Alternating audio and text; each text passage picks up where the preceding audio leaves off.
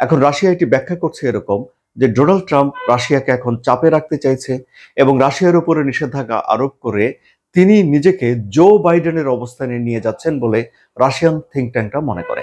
Joe Biden কি করেছিলেন? যুদ্ধে সহায়তা করেছিলেন, অর্থ দিয়েছিলেন, মানসিক সাপোর্ট দিয়েছিলেন, বুদ্ধি দিয়েছিলেন, সবকিছুই দিয়েছিলেন। অর্থাৎ তিনি একটা একপক্ষে অবস্থান নিয়ে নিয়েছিলেন। কিন্তু ডোনাল্ড ট্রাম্পের পজিশন তো ভিন্ন।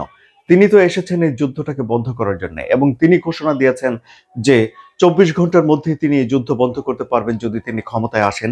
এবং তিনি ক্ষমতায় এসেছেন, আসার পর তিনি অনেক চেষ্টা করছেন। একবার তিনি রাশিয়ার উপর বিরক্ত হচ্ছেন, রাশিয়ার উপরে চাপ প্রয়োগ করছেন, একবার তিনি জেলেনস্কির উপরে বিরক্ত হচ্ছেন, ইউক্রেনের উপরে চাপ প্রয়োগ করছেন। এখন রাশিয়ার থিঙ্ক ট্যাঙ্ক যারা, তারা বলছে যে এই নিষেধাজ্ঞা আরোপ করে মিস্টার ট্রাম্প নিজেকে ইউক্রেনের পক্ষে বা ইউরোপের পক্ষে একজন সরাসরি অংশীদার হিসেবে নিজেকে পরিচিত করানোর একটা পথ ধরে ফেলেছেন বলে তারা মনে করছেন।